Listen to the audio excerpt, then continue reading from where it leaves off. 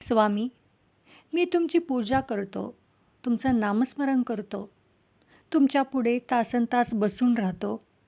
तरीही माझ्या आयुष्यात माझ्या मनासारखं असं काहीच घडत नाही. कित्येक प्रश्न असे आहेत जे उत्तर हुडकण्यासाठी, त्याचं उत्तर शोधण्यासाठी मी रात्रंरात्र जागून काढत आहे. पण त्या उत्तरांचा थांगपत्ता मला लागत नाही. स्वामी, मी असं काय केलं म्हणून माझ्या आयुष्यात या उलाढाली होत आहेत? हाच प्रश्न तुला पडला आहे. हाच प्रश्न तू तासनतास, दिवसेंदिवस, वर्षानुवर्ष मनात विचारत आहेस. कारण तुला वाटतं एक ना एक दिवस माझ्या मनासारख्या सगळ्या गोष्टी होतील. तर तुझं बरोबर आहे बाळा. असा एक दिवस येईल, तू या सगळ्या अडचणीतून, सगळ्या परिस्थितीमधून बाहेर पडला असशील. पण तोपर्यंत विश्वास ढळू देऊ नको.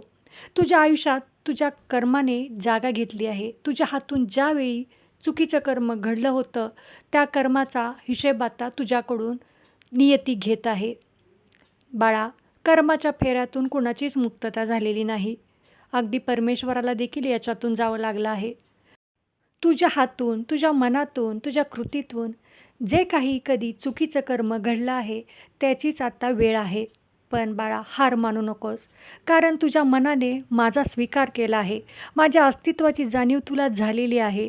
त्यामुळे तुझ्यावरती कितीही संकट येऊ देत, कितीही अडचणी येऊ देत, माझं लक्ष तुझ्यावरती आहे. माझ्या कृपा आशीर्वादाखाली तू आहेस.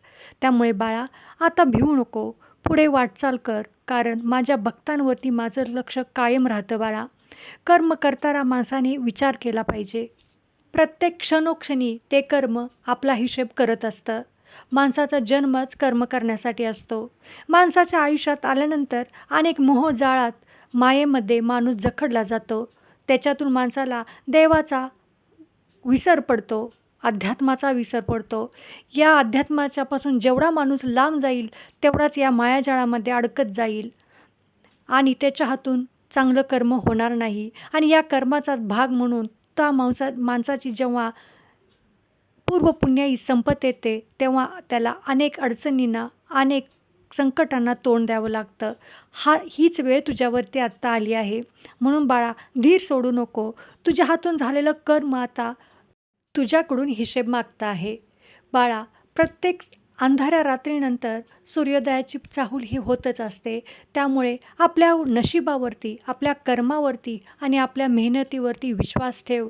तुझा भाग्योदय नक्कीच होईल. कारण तू आमच्या सहवासात आला आहेस. ज्यावेळी तू आमच्या सहवासात आलास, त्यावेळीच तुझ्या कर्माचा हिशेब चालू झाला.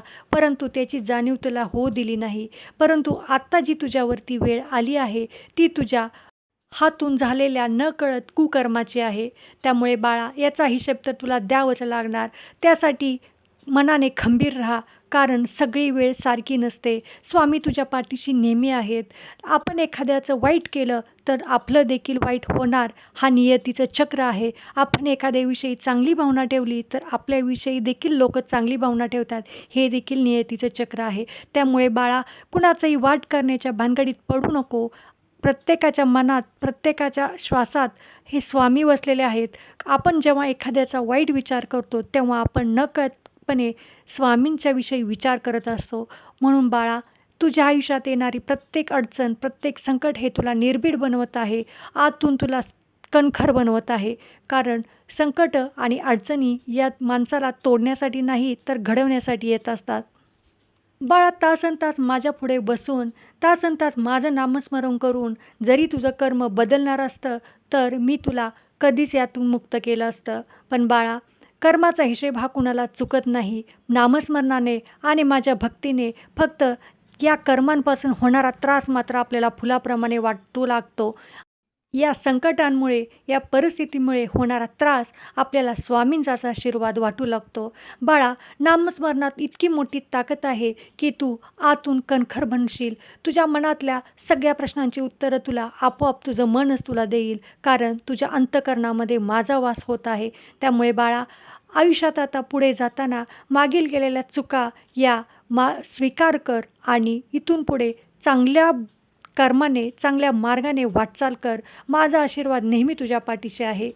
हा व्हिडिओ जर तुझ्या काळजाला भिडला असेल तर कमेंटमध्ये ओम श्री स्वामी समर्थ लिहायला विसरू नको आणि चॅनेलला सबस्क्राईब करायला विसरू नको. कारण भिवू नकोस, मी तुझ्या पाठीशी आहे. बाळा, तुझी मला काळजी आहे.